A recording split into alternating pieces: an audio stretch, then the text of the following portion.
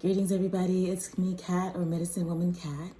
And as promised, this week we are focusing on the transformational power of solitude.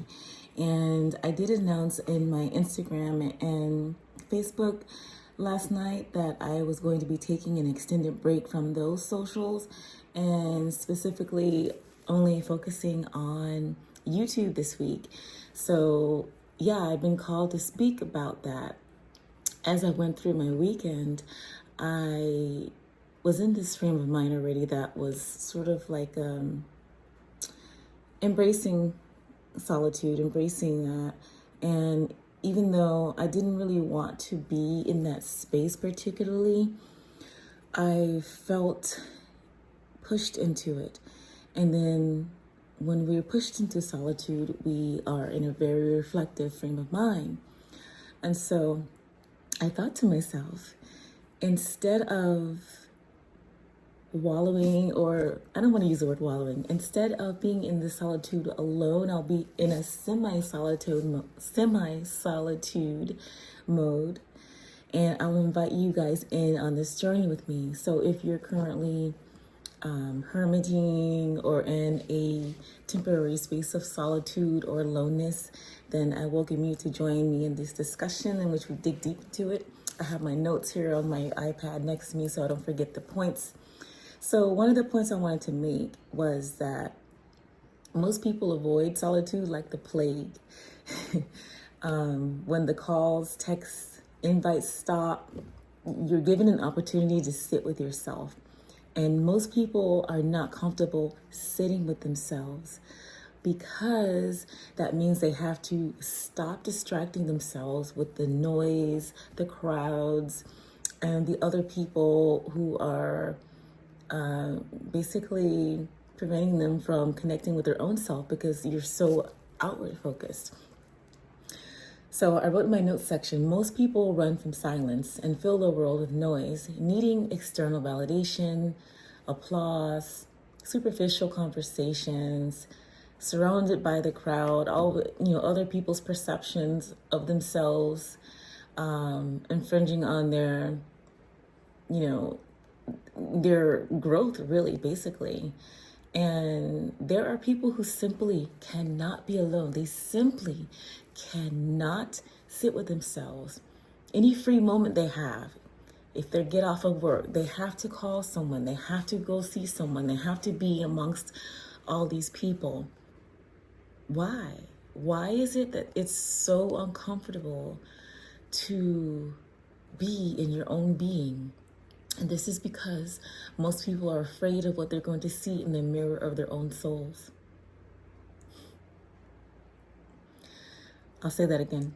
Most people are afraid of what they'll see in the mirror of their own souls. Back to my notes. When you're with self, you have a chance to exist without anyone's input, influence, or expectations. You get to operate how you want.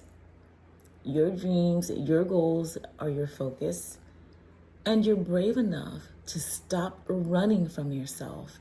You know who you are without the likes, without the follows, without the attention. So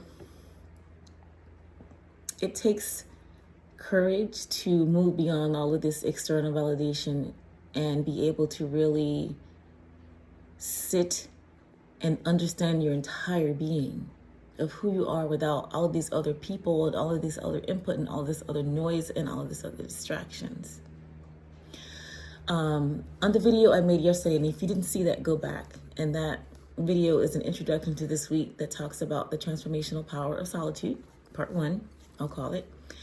And it talks about how a lot of monks and people of that nature will choose to go into these situations where they can connect with themselves and the divine within themselves rather than be sucked into the external world of the society that basically numbs us to who we are, numbs us to even how to connect with other people. most people's connections aren't about growth. They're about distraction, filling the silence to avoid themselves. You master yourself in the silence, in your own authenticity. Solitude and loneliness strips away the illusions, and you're forced to face yourself. Isolation isn't a punishment, it's a mirror. So who are you without all of these people all the time? Who are you without social media?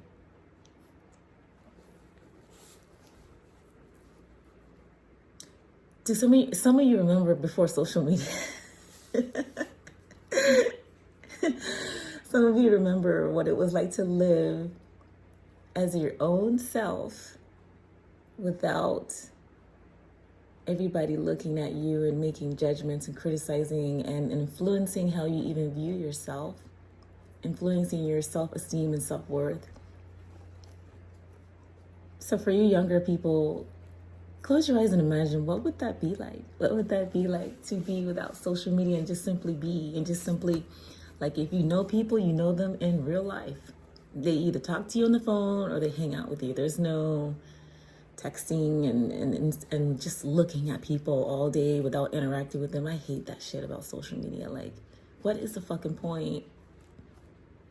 You're just gonna look at, and as I've elevated myself spiritually more and more recently, I've noticed something strange. And it's that people are starting to just watch me quietly from a distance and not really interact with me that much anymore. And I'm not sure why. It's not a concern, like it bothers me, but it's just more like a curiosity as to why that's happening. I don't know if people are starting to see me in a different light. I don't know if people feel I'm unapproachable or something at this time, which I don't feel I am. I feel like I'm the same person, but I'm not. I'm at my core, I'm a down-to-earth person, a down-to-earth and loving individual to those who, deserve that part of me. But yeah, I have elevated a lot, and I believe that a lot of people have fallen out of resonance with who I am vibrationally, and that's fine, that happens. So I think that people just feel more comfortable watching, and that's fine, because that's why I'm on here, I guess. But I don't need the external validation.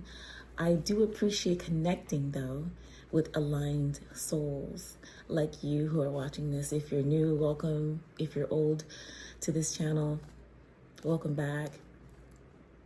So, true growth cannot happen when you're always in the crowd, always talking, always surrounded by others. It's a false sense of comfort that keeps you from, keeps you the same in your unfulfilled potential. It can actually delay it and slow it down. It can, it can only happen when you stop being afraid to to have time with your own thoughts without crumbling underneath the weight of that.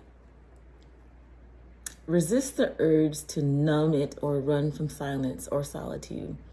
There you'll find the real clarity, purpose, and knowing of who you are and who you can become.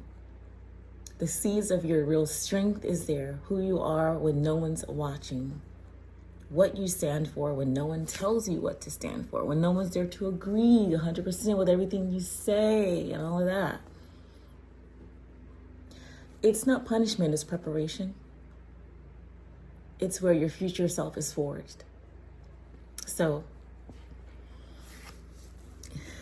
as I sit in this state of solitude myself, I feel like I'm being prepared. I feel like I'm going to be entering a much busier stage in life coming up soon. So it's almost like I'm preserving my energy for that. I can feel things like that when they happen. I can feel when life's about to get busier, and then I'll start preserving my energy for it. And spirit puts me aside, so to speak, so that I can do that preparation energetically, spiritually, even physically. I know I've lost some weight, maybe like 15 plus pounds in the last, I don't know, maybe since the beginning of the year, and not really just like dieting, but just eating more live foods and eating less meat and just moving my body and stuff. And I'm not putting pressure on myself. I'm not like, oh my God, I have to lose X amount of pounds. And the goal is preventative wellness. So, and aligning myself with foods that uplift my vibration to allow me to be able to operate in the way that I do. So, yeah. Aligning myself with so many things, and I can feel it coming in the future. I can feel opportunities.